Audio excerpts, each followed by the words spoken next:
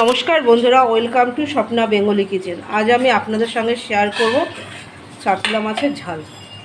আমি একটা কড়াই বসিয়ে দিয়েছি, ওতে আমি সাদা তেল দিয়ে দিয়েছি। আপনারা চাইলে সর্ষের তেল দিতে পারেন। এখানে আমি চাপিলা মাছ ধুয়ে নুন হলুদ মাখিয়ে নিয়েছি। আর এখানে আমি আলু, বেগুন আর টমেটো কেটে নিয়েছি। আমি এটা দিয়ে দেবো। প্রথমে আমি মাছটা ভেজে নেব। কড়াইয়ের তেলটা হয়ে যাক, আমি মাছটা ভেজে নেব। আমি একটা মিক্সির জার নিয়েছি, এখানে আমি 4-5টা কাঁচা লঙ্কা দিয়ে দিচ্ছি। আর আমি একটু জিরের গুঁড়ো দিচ্ছি।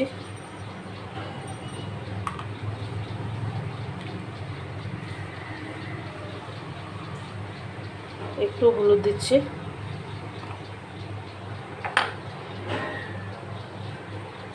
আর আমি 1 চামচ লবণ দিয়ে দিচ্ছি। আর যেহেতু খালি কাঁচা লঙ্কা, তাই আমি একটু টমেটো দিয়ে দিচ্ছি, গ্রেভিটা যাতে ভালো হয়। এবার আমি এটা পেস্ট করে নেব। তেলটা গরম হয়ে গেছে, এবার আমি মাছগুলো দিয়ে দিচ্ছি। মাছগুলো খুব বেশি ভাজবো না।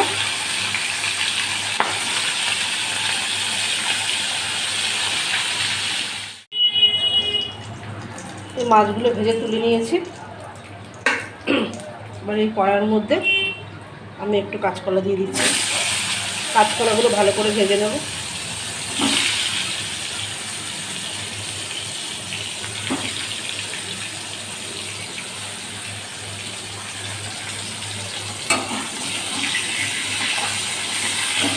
কাঁচকলাগুলো কেটে আমি একটু হলুদ জলে ভিজিয়ে রেখেছিলাম, তাহলে কাঁচকলাগুলো আর কালো হবে না। এবার কাঁচকলাটা আমি ভালো করে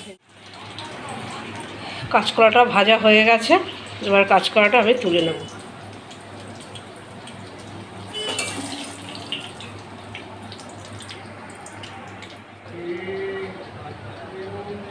আমি ওই তেলের মধ্যে আবার বেগুনটা ভেজে নেব।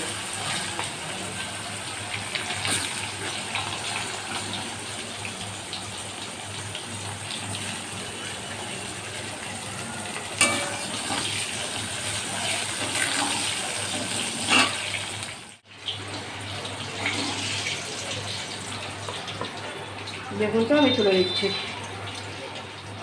একটু কালো জিরে ফোড়ন দিয়ে দিলাম। এবার তো আমি আলুটা দিয়ে দিচ্ছি।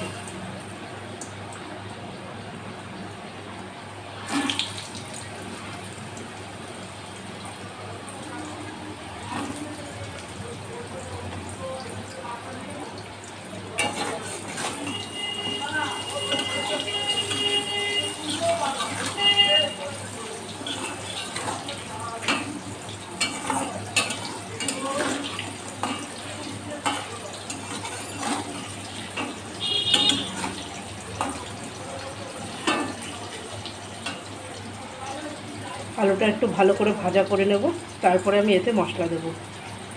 আমার ঘরে যেই সবজি থাকে আমি সেটা দিয়েই করি। আমি যে ওই মাছে ওই সবজিটাই লাগবে তার কোনো মানে নেই। ঘরে আপনাদের যা যখন যেমন থাকবে আপনারা এইভাবে বানিয়ে খেয়ে দেখবেন, আপনাদেরও ভালো লাগবে। আলুটা ভাজা ভাজা হয়ে এসছে, এবার আমি পেঁয়াজগুলো দিয়ে দিলাম। এখানে ছোট্ট একটা পেঁয়াজ দিয়েছি। আপনারা যদি পেঁয়াজ ভালোবাসেন তাহলে দেবেন, না হলে দেবেন না। এই চাপিলা মাছের নিজস্ব একটা স্বাদ আছে।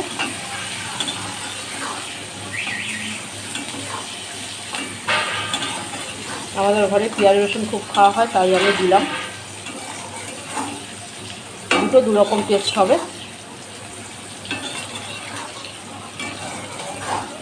এবার ভালো করে আমি ভেজে নেবো। এবার মশলাটা দেবো।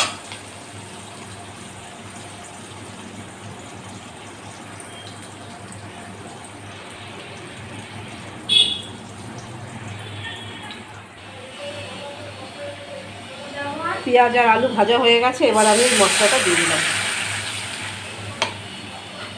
এর মধ্যে লঙ্কা, টমেটো, নুন, হলুদ আর জিরের গুঁড়ো এটা দিয়ে আমি ভালো করে এবার এটা কষিয়ে নেব। মশলাটা ভাজা হয়ে গেছে, মশলা থেকে তেল বেরিয়ে গেছে। এবার আমি এতে জল দেব। খুব বেশি জল দেবো না, এটা গা মাখা হবে। ঝোলটা ফুটে গেছে।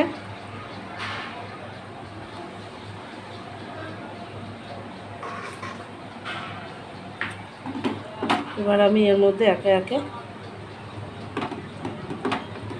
কাঁচকলা দিয়ে দিচ্ছি, বেগুন, মাছ সবটাই আমি ঢেলে দিচ্ছি।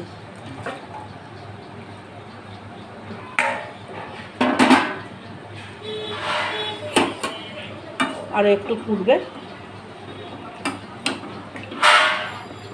তারপরে আমি এটা নামিয়ে নেব। এবার আমি একটু ঢেকে দেবো।